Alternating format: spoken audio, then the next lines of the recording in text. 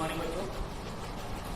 हमने कल जो टॉपिक स्टार्ट किया था एस्किमो जनजाति, हमने उसकी बेसिक जानकारी पढ़ ली थी, लेकिन उसे और अच्छे तरीके से समझने के लिए कुछ और पॉइंट्स हैं जो हमें पढ़ने आवश्यक हैं। आखेट की बात हमने की थी, उसे थोड़ा और दोबारा से समझते हैं।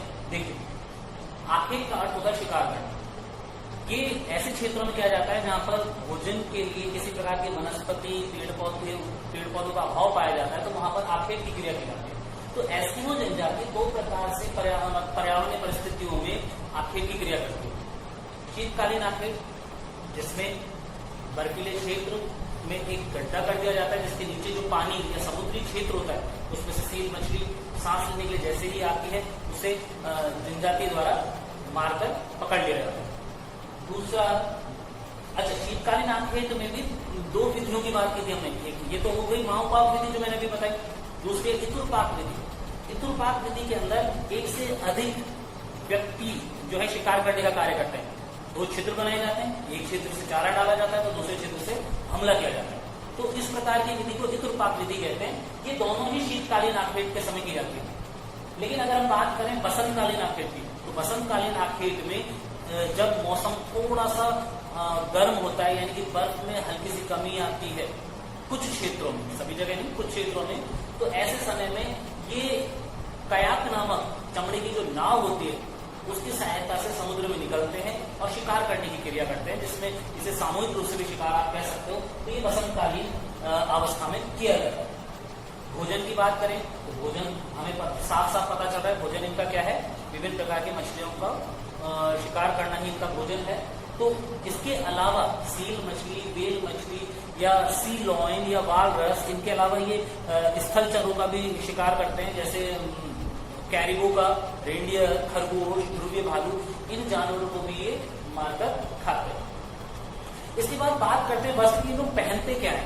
देखिए, ये जिस दशाओं में रहते हैं वहां पर अत्यधिक ठंड की वजह से इन्हें कपड़े अधिक पहनने पड़ते हैं। सामान्य वस्त्रों से जो है ठंड से बचाव नहीं हो पाता, इसलिए ये लोग खाल से बने हुए, चमड़े के बने हुए वस्त्रों को धारण करते हैं। और चमड़े से बने हुए वस्त्रों की अगर हम बात करें तो इसमें इनके जो वस्त्र हैं, एक आता है तिमिया, बहादार वस्त्र होता है चमड़े का बना हुआ। खासतौर से ये लोग जिस चमड़े का यूज करते हैं वो होता है इनके कैरिबो। कैरिबो की खाल के वस्त्र पहनते हैं अधिकांश। वैसे जो सील मछली उसकी खाल का भी वस्त्र बनाया जाता है, परंतु अधिकांश कैरिबो की खाल के वस्त्रों को पहना जाता है, जिसमें महादार जो वस्त्र होता है पूरा, वो उसे हम तिमियार कहते हैं। उसके ऊपर जो एक कोटनुमा वस्त्र पहना जाता है उसे हम अनुभाग कहते हैं। ये दोनों इनके ऊपरी वस्त्र हो जाते हैं। इसी प्रकार से नीचे जो इनका वस्त्र होता है, कहने का मतलब इनके जो पैरों में जो जूते होते हैं उन्हें कार्मिक या मुकुलक्स कहा जाता है, देवी चमड़े के बने हुए। तो कुल मिला के अगर देखा जाए तो पुरुष हो चाहे स्त्रियां हो, लगभग सेम ही वस्त्र पहनते हैं।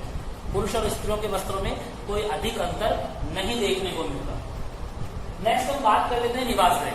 निवास गृह और निवास क्षेत्र में अंतर है, ये बात ध्यान रखें। निवास क्षेत्र का मतलब होता है उसमें आपको स्थान की जानकारी देनी होती है, विश्व के किस स्थान पर जो है ये जनजाति निवास करती है।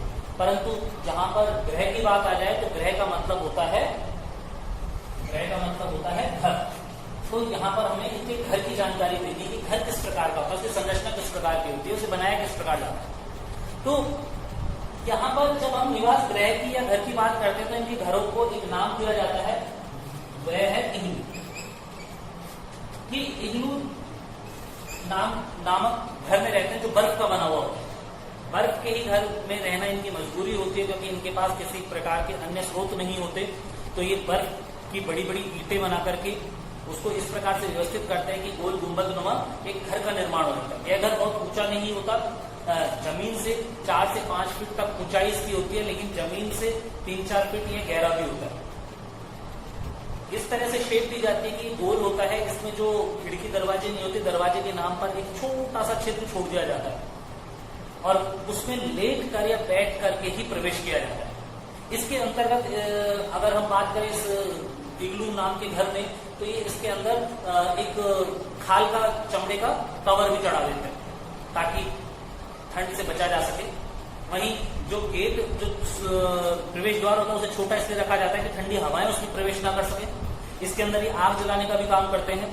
और आग से किसी प्रकार से बर्फ ना पिघले, इसके लिए इसके आंतरिक भाग में एक छोटा सा छिद्र बना देते हैं, जिससे गर्म हवा बाहर चली जाती है।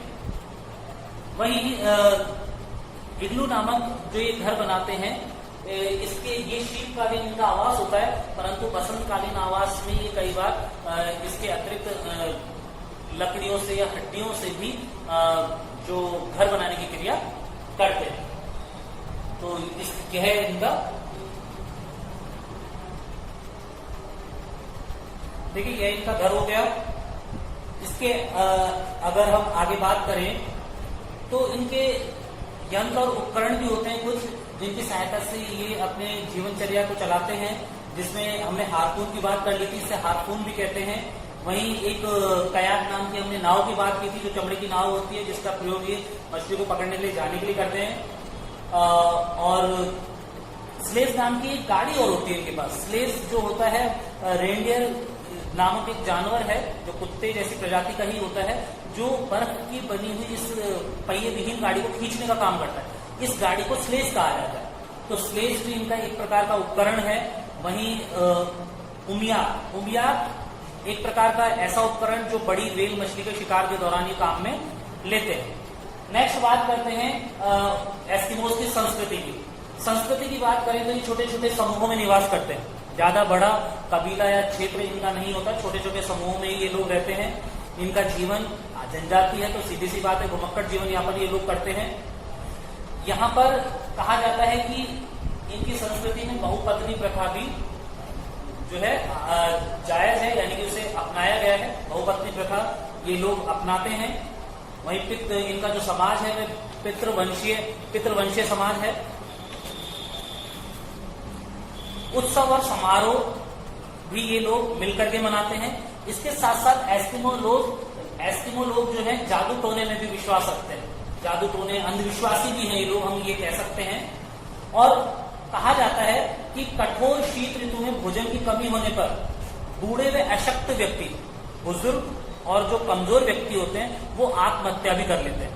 इस तरह की प्रथाएं भी इनके समाज में देखने को मिल जाती हैं। वहीं इन लोगों का जो जीवन यापन है वह बहुत ही दुर्गम क्षेत्र के साथ साथ एक कठोर जलवायु वाले क्षेत्र में होता है। इसलिए हम कह सकते हैं कि यह लोग जो हैं अपने आप को अनुकूलित बनाए हुए हैं, जिसकी वजह से ये आज भी इन क्षेत्रों में निवास कर पा रहे हैं। वहीं इसके अतिरिक्त आज इनका जो संबंध है वह आधुनिक समाज से भी होता दिखाई दे रहा है। सरकार भी एस्किमो लोगों पर ध्यान दे रही है। इनकी जो कठिन जीवन यापन है इनका, उससे निपटने के लिए सरकार भी इनका पूरा सहयोग कर रही है।